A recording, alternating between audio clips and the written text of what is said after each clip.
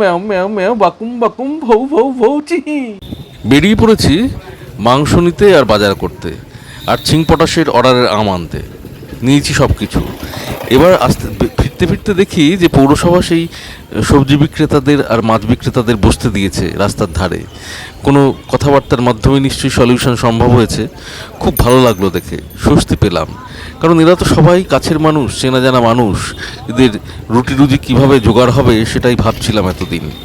যাই হোক, এবার পাড়ার রাস্তায় ঢুকছি যেখানে নদী বয়ে যেত সেইখানে। যারা ব্লক করে এই নদীটাকে বইতে সাহায্য করতো তারা আজকে পাড়ার সবার সঙ্গে ঝামেলা জুড়েছে, জল কাটাতে দেবে না কিছুতেই। যাই হোক, এখানে বাড়িতে এসে দেখলাম আলু কাটা হয়ে গেছে মাংসের জন্য। আর যেগুলো এনেছি, এই যে ক্যামেরা বন্দি করেছি, ব্যাগে পটলটা রয়ে গেছে, সেটা দেখানো হলো না। এইমাত্রই আমার জলখাবার চলে এলো। খাবারটা রেখেই উঠে এলাম জানলার দিকে। খুব বৃষ্টি নেমেছে, দেখুন কি ঝরঝর শব্দ হচ্ছে। আর এই বৃষ্টি হলেই আমার মনে পড়ে যায় বাপি একটা গান খুব পছন্দ করতো, এসো শ্যামল ও সুন্দরও। খুব গাইতেও মাঝে মাঝে গুনগুন করে বর্ষার দিনে। পটাশ এখন দুধ মুড়িতে চুমুক দিয়েছে। গুড মর্নিং, চলে এলাম আপনাদের সঙ্গে। বৃষ্টি হচ্ছে আজকে। এইমাত্র আমি বাজার করে বাড়িতে ঢুকলাম। একদম সকালবেলা আসতে পারিনি আপনাদের সঙ্গে, কারণ উঠে পড়েছি অনেকক্ষণ আগেই। কিন্তু কিছু বাজার করার ছিল, আজকে রবিবার, মাংস টাংস হওয়ার কথা। তো সেই সমস্ত মাংস এবং অন্যান্য সবজি যা আনলাম আপনাদের দেখালাম। সেই সব নিয়ে বাড়িতে ঢুকলাম। ঢুকে জলখাবার, মুড়ি। তো সেই মুড়ি খেতে খেতেই আপনাদের সঙ্গে বসে পড়লাম। আজকে দেখলেন যে রাস্তার ধারে যেগুলো মানে পৌরসভা থেকে তুলে দেওয়া হয়েছিল, যে সবজি বিক্রেতাদের, মাছ বিক্রেতাদের, তারা আবার বসতে পেরেছে। মানে কিছু একটা ব্যবস্থা নিয়েছে পৌরসভা আর কি, দেখে ভালোই লাগলো। আর আসার সময় দেখলেন একটা জমায়েত, মানে আমাদের রাস্তায় ঢুকতে যেখানটা সেই নদী হয়ে যায় সেইখানটা। আসলে মানে আপনাদের তো বলছিলাম তখনই যে কী কাণ্ড। তো মানুষ অদ্ভুত দেখুন, মানে নিজেদের বাড়ির ছাড়টুকু সেটা নিজেদের অধিকারে রাখবে, মানে রাস্তার জন্য সেটা ছাড়া সেটা নিজেদের অধিকারে রাখবে। এবং সেই জন্যে নিজের বাড়ির সামনেই জলটা জমছে, এবং তারই প্রতিবেশী মানে সারা গ্রাম সেখান দিয়ে যাতায়াত করছে। অসুবিধে, প্রচণ্ড অসুবিধে, বাচ্চারা বড়রা সবাই। আবার তাদের সামনে দিয়ে গেলে গায়ে জল ছেটালে সেটাও আবার বিভিন্ন রকম কথা, সেটা পরিষ্কার করতে দেবে না। কি আশ্চর্য ব্যাপার। এবং ওই ঢালটা থেকে যাবে, আবদার কীরকম চিন্তা করুন। তো যাই হোক, সেই সব নিয়ে ওখানে খানিকক্ষণ দাঁড়ালাম। দাঁড়িয়ে মানে দাঁড়ানো দরকার, বলা দরকার। তার আমরা মানে আমি ওখানে ঢোকার আগেই বলা শুরু করেছে সুদীপ এবং দিলীপ প্রচণ্ডভাবে। রাজকুমারদা আছে, হ্যাঁ, গোবিন্দদা বোঝানোর চেষ্টা করছে, বুঝছে না, যা তা বলছে ওদেরকে। তো এই চলছে আর কি। এই হচ্ছে জগৎ, অদ্ভুত জগৎ। যাই হোক, তো আপনারা কেমন আছেন? ভালো আছেন নিশ্চয়ই। আজকে কিন্তু ভ্লগটা একটু লাইভের মতো। আপনাদের বলছিলাম আমি লাইভে আসবো, এবং সত্যিই এক মাস পরেই আমি লাইভে আসবো। মানে শ্রাবণ মাসটা কেটে যাক, কারণ শ্রাবণী মেলা সেসব তোড়জোড় আপনাদের দেখাবো কিছুদিনের, 2-3 দিনের ভেতরেই। শ্রাবণী মেলার দোকান, সেই দোকানের আয়োজন এসব চলছে আর কি, ধীরে তালে। তবে আর 2-3 দিনের মধ্যে সেটা জোর কদমে আরম্ভ হয়ে যাবে। তো তার মধ্যেই চলে আসি আপনাদের কাছে নিয়ে আজকের দিনের ঘটনা বলি। আশা করছি যেটা আপনাদের খুবই ভালো লাগছে, এবং ভালো লাগারই কথা। কারণ প্রত্যেক দিন ইতিহাসের পাতা থেকে আমরা যদি ফিরে ফিরে দেখি, তাহলে মানে সেই দিনের এমন কিছু ঘটনা যেগুলো চোখে পড়ার মতো এবং মনে করে ভালো লাগে। যেমন ধরুন 2023-এ আজকের দিনেই চন্দ্রযান-3 চন্দ্র অভিযান করেছিল, মাত্র 1 বছর আগে। চন্দ্রযান-3কে নিয়ে তখন আমরা মানে প্রবল একটা উদ্দীপনা, উত্তেজনা, সারাক্ষণ টিভির দিকে নজর, খবর শুনছি, তাই না? 1 বছর পার করে ফেললাম। তারপর দেখুন 1789 সালে বাস্তিল দুর্গের পতনের ভেতর দিয়ে ঐতিহাসিক ফরাসি বিপ্লব আজকের দিনই সংগঠিত হয়েছিল। 1853 সালে মার্কিন যুক্তরাষ্ট্রের প্রথম মেলার উদ্বোধন। মেলা শুনলেই বেশ আনন্দ হয়। তো প্রথম মেলার উদ্বোধন নিউ ইয়র্ক সিটির দেশগুলোর সমস্ত শিল্প সামগ্রীর একটা প্রদর্শনী। কি দারুণ জিনিস। এরপর চলে আসি 1911 সাল আজকের দিনে। রাইট ভ্রাতৃদ্বয়, রাইট ব্রাদার্স, কিসের সঙ্গে জুড়ে আছে বলুন তো নামটা? এরোপ্লেন। আমার ভ্লগ শুরুই হয়েছিল, আমি যেদিন থেকে শুরু করেছিলাম সেদিন থেকেই বোধহয় আমি দেখাতে শুরু করেছিলাম, তার দু একদিনের ভেতরেই বা সেদিনই, যে প্লেন দেখছে আমার দুই ছেলে কাচু আর চিংপটাস জানলা দিয়ে হাঁ করে। আমরা গিয়েছিলাম সেই সময় মাসির বাড়ি, এবং সত্যি কথা বলতে কি, মাসিরা ওখানে থাকে, মাসিদেরও ভালো লাগে, মাসিরাও প্লেন দেখে ছাদে উঠে। চিন্তা করুন, এটা একটা ভালো লাগার বিষয়। যত দেখি তত মনে হয় দেখেই যাই। তো আজকের দিনে 1911 সালে রাইট ব্রাদার্সের প্রদর্শনী, পাইলট হ্যারি অ্যাটউড তার বিমানটা নিয়ে হোয়াইট হাউসের সাউথ লনে এসে পৌঁছান। কি ভালো লাগার একটা খবর না? আজকের দিনেই কিন্তু হয়ে গিয়েছিল এটা। 1917 সালে ফিনল্যান্ডের স্বাধীনতা ঘোষণা। কোনো একটা দেশ স্বাধীন হয়ে গেল, এটাও কত আনন্দের খবর। সেই সমস্ত মানুষগুলো স্বাধীনভাবে ঘুরে বেড়াতে পারবে, স্বাধীন মতামত নিয়ে, তাই তো। 1927 সালে হাওয়াইতে প্রথম বাণিজ্যিক বিমান চালু হলো। আজকের দিনেই 1930 সালে বিবিসি সর্বপ্রথম টেলিনাটক সম্প্রচার করলো আজকের দিনেই। এবং 1942 সালে কংগ্রেস ওয়ার্কিং কমিটি ব্রিটিশ বিরোধী ঐতিহাসিক ভারত ছাড়ো আন্দোলনের প্রস্তাব গ্রহণ করে কিন্তু আজকের দিনেই, 14 জুলাই। 1958 সালে ইরাকে বিপ্লব সংগঠিত হয়, রাজতন্ত্র বিলুপ্ত করে ইরাকে প্রজাতন্ত্র ঘোষণা করা হয়। এটাও একটা খুব ভালো খবর। 1973 সালে জাতীয় সংসদে বাংলাদেশের সংবিধানে প্রথম সংশোধনী বিল গৃহীত হলো। 1997 সালে আজকের দিনে কে আর নারায়ণ প্রথম অচ্যুত সম্প্রদায় থেকে ভারতের প্রেসিডেন্ট নির্বাচিত হলেন। 2023 তো আপনাদের বললাম, আরও একবার মনে করে দিই চন্দ্রযান 3-এর কথা।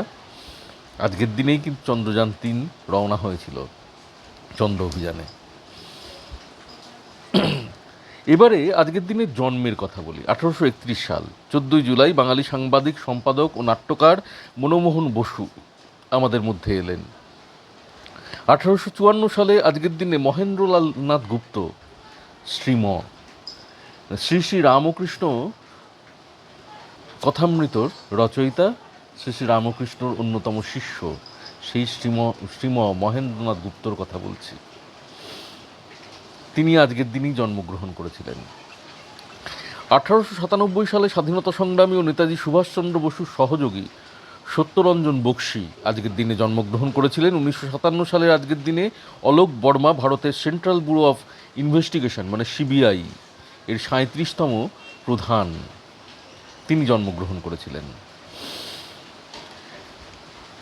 আজকে তো সিবিআই নিয়ে আজকের দিনে খুবই মাতামাতি আমরা দেখতে পাই। তো সেই সিবিআইয়ের এই 37তম প্রধানের কথা বললাম, যিনি আজকের দিনে জন্মগ্রহণ করেছিলেন, অলোক বর্মা। 1967 সালে হাসান তিলকরত্নে, শ্রীলঙ্কান ক্রিকেটার, আজকের দিনে জন্মগ্রহণ করেছিলেন। 1982 সালে বিকাশ রঞ্জন দাস, বাংলাদেশের ক্রিকেটার, আজকের দিনে জন্মগ্রহণ করেছিলেন। এবার আমরা আসব যাদেরকে আজকে হারিয়েছিলাম আমরা। 1971 সালে আজকের দিনে পুলিন বিহারী সরকার, ভারতীয় রসায়নবিদ, বিশ্লেষক, অজৈব রসায়নের গোড়াপত্তনকারী, তাকে আমরা আজকের দিনে হারিয়ে ফেলেছিলাম। 1973 সালে তেলেগু কবি শ্রীবঙ্গম শ্রীনিবাস রাও, তিনি আমাদের ছেড়ে চলে গিয়েছিলেন এই আজকের দিনেই। 1985 সালে গণিতজ্ঞ, শিক্ষাব্রতী ও রাজনীতিবিদ দেবপ্রসাদ ঘোষ পরলোক গমন করেছিলেন 14 জুলাই 1985। 1997 সালে আবু তাহের, বাংলাদেশের সুরকারকে হারিয়েছিলাম আমরা। 2019 সালে হুসেইন মোহাম্মদ এরশাদ, বাংলাদেশের সাবেক রাষ্ট্রপতি, সাবেক সেনাপ্রধান ও জাতীয় পার্টির প্রতিষ্ঠাতা চেয়ারম্যান, তিনি ছেড়ে চলে গিয়েছিলেন আমাদের।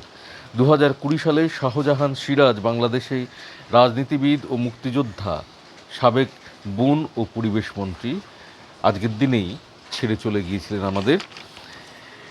এই ঘটনাবলী আজকের দিনের আপনাদের সঙ্গে শেয়ার করলাম। এবার আমি ফিরে আসবো জলখাবারটা খেয়ে নিয়েই।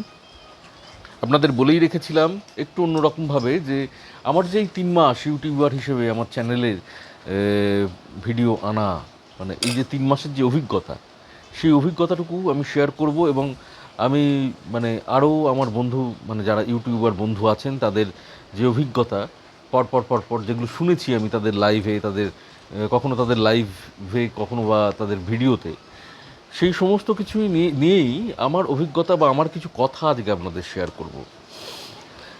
বাবার ছবি নিয়ে আসবো আবার কালকে, আজকে নয়। এরপর দেখা যাক আর কি ঘটে যায়। সেই ঘটনার কিছু মানে বিচিত্র কিছু ঘটনা থাকলে, কোনো বৈচিত্র্য থাকলে, তাহলে সেসব নিয়েও আপনাদের সামনে আসবো। তারপর তো কবিতা বা ছড়া আছেই। আজকে বলেই রাখি, আজকে নিয়ে আসবো সুকুমার রায়ের কাতুকুতু বুড়ো, একদম ভ্লগের শেষে। আমার মনে হচ্ছে যে কাতুকুতু দিয়ে হাসানোর চেষ্টা চলছে আমাদেরকে। আমরা প্রত্যেকেই সেই কাতুকুতুর খোঁচা খেয়ে খুবই বিরক্ত, হাসতে চাইছি না, কারণ কাতুকুতু আর সেই গল্পে আমাদের কোনো হাসিই পায় না, সেই জন্যই হাসতে চাইছি না। কিন্তু হাসানোর চেষ্টা চলছে জোর করে পালক দিয়ে, কাতুকুতু দিয়ে। চলুন এগিয়ে যাই। এই কবিতার কোনো ব্যাখ্যা দিতে হয় না। আমরা জানি সুকুমার রায়ের কবিতা, সুকুমার রায়ের ছড়া, যাই বলুন না কেন, আমাদের সারা জীবনের পাথেও, সারা জীবনের সঙ্গী। পড়লাম দুপুরের খাবার নিয়ে, কাঁকরোল ভাজা, ভাত, কাঁকরোল ভাজা, কুমড়ো শাকের চচ্চড়ি, আর হচ্ছে একটু আলু পোস্ত, মাংস আর আমের চাটনি। দুপুরে খাওয়া দাওয়া সেরে বিশ্রাম নেওয়ার পর আপনাদের কাছে এলাম। আসার কথা ছিল জলখাবার খেয়ে, কিন্তু পারলাম না, কারণ অনেকগুলো কাজ, যে কাজগুলো করতেই হবে, সেগুলো করে টোরে তারপর আমাকে আসতে হলো আপনাদের কাছে। তো যাই হোক, এই সময়টা আপনাদের আমার আসার উদ্দেশ্য আপনাদের সঙ্গে, সেটা হচ্ছে আমি বলেছিলাম যে আমার এই যে 3 মাসের অভিজ্ঞতা আপনাদের সঙ্গে থেকে ইউটিউবার হিসেবে আমার চ্যানেল নিয়ে, তো সেই অভিজ্ঞতাটা একটু শেয়ার করব আপনাদের সঙ্গে। সেই অভিজ্ঞতার মধ্যে কিছু অভিজ্ঞতা হচ্ছে ভয় পেয়ে যাওয়া অভিজ্ঞতা। যেমন ধরুন, বেশ কিছুদিন আমি খেয়াল করছিলাম যে টোটাল সাবস্ক্রাইবার বাড়ছে, আবার কমে যাচ্ছে, মাইনাস হয়ে যাচ্ছে। এটা কারণ খুঁজে পাচ্ছি না কিছুতেই। তো এই রিসেন্ট আমি শুনলাম কিছু টেক চ্যানেলদের থেকে যে আসলে কিছুই নয়, ব্যাপারটা হচ্ছে, কিছু ভ্লগ চ্যানেল থেকেও ব্যাপারটা জানলাম যে বিষয়টা হচ্ছে ইউটিউবের যে কমিউনিটি গাইড আছে, সেই কমিউনিটি গাইড অনুযায়ী, ধরুন আমি আপনাকে সাবস্ক্রাইব করেছি, 24 ঘন্টার মধ্যে আপনিও আমাকে সাবস্ক্রাইব করলেন, তাতে কিন্তু আমাদের দুজনেরই একটি করে সাবস্ক্রাইবার মাইনাস হয়ে যাবে। তো এইভাবেই বোধহয় কেন এইভাবেই হয়েছে ব্যাপারটা। আমরা তো এই কমিউনিটি গাইডটা সবাই জানি না, হ্যাঁ, বা কমিউনিটি গাইড খুলে দেখিনি, তো হয়ে গেছে। এতে কারোরই কোনো ত্রুটি নেই। আমরা এগিয়ে যাই, এগিয়ে যেতে যেতে আমাদের আমাদের ভালো লাগলে আমরা সেই চ্যানেল সাবস্ক্রাইব করব, এবং এইভাবে যেতে যেতেই আমাদের টোটাল সাবস্ক্রাইবার বেড়ে যাবে। আমরা কাউকে ওইভাবে কোনো কমেন্টে বা ওইভাবে না লিখেও শুধুমাত্র ইঙ্গিতে, একটি চ্যানেলে ধরুন আমি কোনো একটি ভ্লগ দেখলাম, বা কোনো একটি টেক চ্যানেলে কোনো একটি ভিডিও দেখলাম, তো দেখে আমার ভালো লাগলো, আমি তাকে জানালাম, যে আমি কমেন্ট করলাম। এই কমেন্টটা অত্যন্ত জরুরি। কমেন্ট করলাম, সেই কমেন্টে ইঙ্গিতে আমি তাকে বোঝানোর চেষ্টা করলাম যেটুকু বোঝানোর। তো তিনি 24 ঘন্টা পর সেটা আমাকে রিপ্লাই দিলেন, সেই ব্যাপারটাকে রাখলেন। তো এইভাবে 24 ঘন্টা কেন, 48 ঘন্টা, 72 ঘন্টা পরে হলেও অসুবিধে নেই, কিন্তু আমাদের ভালো লাগলে আমরা সেই চ্যানেলের দিকে এগোবো, এবং অবশ্যই আমরা একে অপরের পাশে থেকেই এগিয়ে যাব। আর এরপরে আমার আরেকটা জায়গা মনে হচ্ছে যে লং ভিডিওই আমি দিতে শুরু করেছি প্রথম থেকে। প্রথমে আমি খুব ছোট ভিডিও দিচ্ছিলাম, জানতাম না যে লং ভিডিও দেওয়া যায়, আমি জানতামই না যে চ্যানেলটা আমার ওপেন হয়ে গেছে 2021 সালে। তো আমি চ্যানেল ওপেন করতে গিয়ে দেখলাম 3 মাস আগে যে আমার চ্যানেল ওপেন হয়ে আছে, আমি সেই কোনো কিছু পরিবর্তন না করে সেইভাবেই চালাচ্ছি এখনও। এবং আমার চ্যানেল আমি প্রথমে 2-4টে শর্ট ভিডিও দেওয়ার পর যখন বুঝলাম এখানে লং ভিডিও দেওয়া যায়, এবং আমি চেষ্টা করলাম যে আমাকে পরিপূর্ণভাবে প্রকাশ করতে, সহজে আপনাদের কাছে যাতে পৌঁছতে পারি, যাতে খুব সহজেই আমি আপনাদের বন্ধু হতে পারি, সেইভাবেই আমি লং ভিডিও দিতে শুরু করলাম, দিতে থাকি। এবং আমার ধারণাও এটা যে আমি লং ভিডিও দিলে তবেই আপনাদের কাছে পৌঁছতে পারবো, না হলে আপনারা আমাকে চিনবেন কী করে, জানবেন কী করে, বুঝবেন কী করে। তো সেই কারণে আমি তো অনেক ভ্লগ বা ভিডিও দেখি আমার সময় করে আর কি। মানে আমি দিনে সব সময়টা সেটা ঘাঁটতে পারি না, কারণ ইউটিউবেও কাজ থাকে, আমার অন্যান্য কাজে আমি ব্যস্ত থাকি। আমার ফাঁকা টাইম হচ্ছে আমার রাতের বেলা। আমি রাতের বেলা সমস্ত নোটিফিকেশানগুলো ফলো করি, এবং নোটিফিকেশান অনুযায়ী আমি একের পর এক ভিডিও, ব্লগ, শর্টস ইত্যাদি ইত্যাদি দেখতে থাকি। এবং আমি যেভাবে দেখি সেটা হচ্ছে কি, ওই আমার যেহেতু ওই সময়টা ফাঁকা, আমি দেখি হচ্ছে আস্তে আস্তে আপনার ওই কোনো ভিডিও দেখতে দেখতে হয়তো দেখলাম একই রকম মোটামুটি একই জায়গার মধ্যে যাচ্ছে, আমি তখন একটুখানি স্কিপ করে বাইরে পেরিয়ে গিয়ে আবার যদি দেখি যে প্রসঙ্গান্তর ঘটে গেছে, মানে প্রসঙ্গ পরিবর্তন হয়েছে, তখন আবার ব্যাকে ফিরে এসে সেই প্রসঙ্গের মধ্যে ঢুকে সেটা পুরোটা কভার করে তারপর পরবর্তী প্রসঙ্গে ফিরে যাই। এতে হলে হয়তো হতে পারে আমি একটা 20 মিনিটের ভিডিও হয়তো আমি 14-15 মিনিট দেখছি, 5 মিনিট স্কিপই করে যাচ্ছি, কিন্তু তবু আমি তাকে মোটামুটি কেন অনেকটাই জানতে পারলাম, চিনতে পারলাম এবং বুঝতে পারলাম। এই জায়গাটা খুব প্রয়োজন।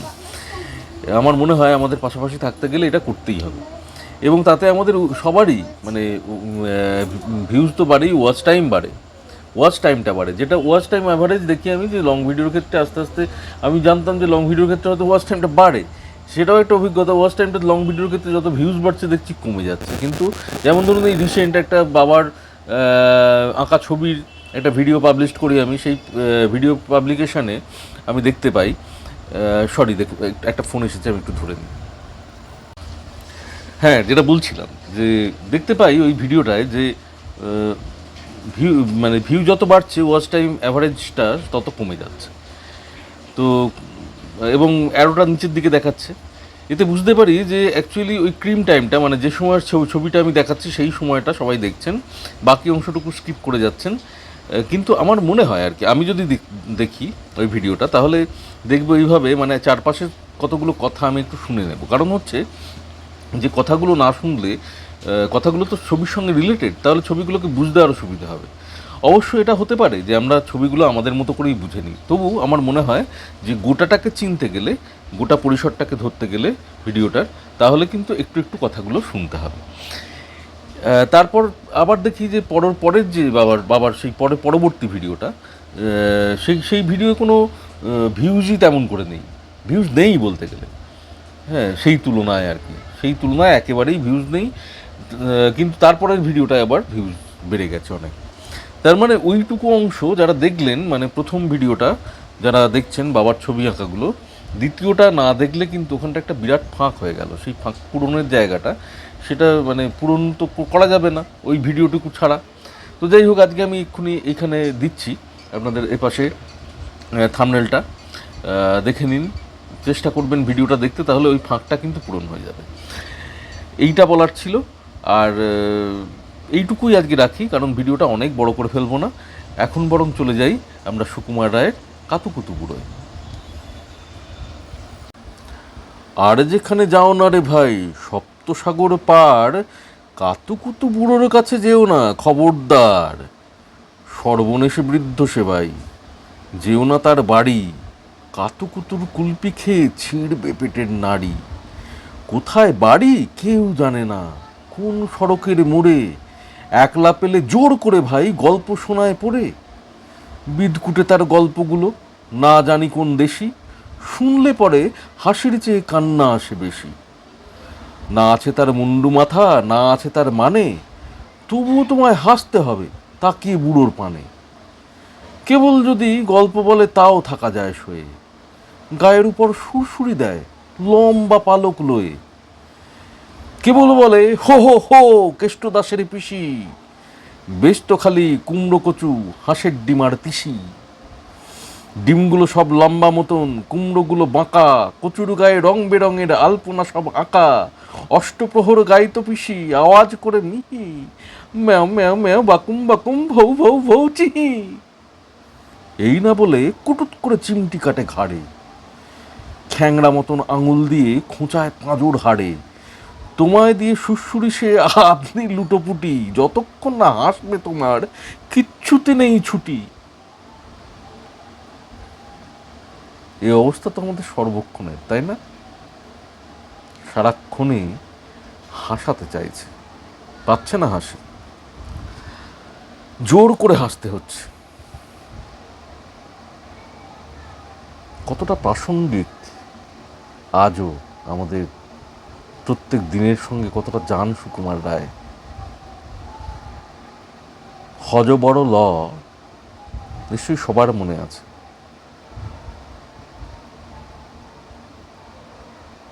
সেই ব্যাপার আর কি। একই রকমভাবে দিন কাটছে কাতুকুতু বুড়োদের পাল্লায় পড়ে।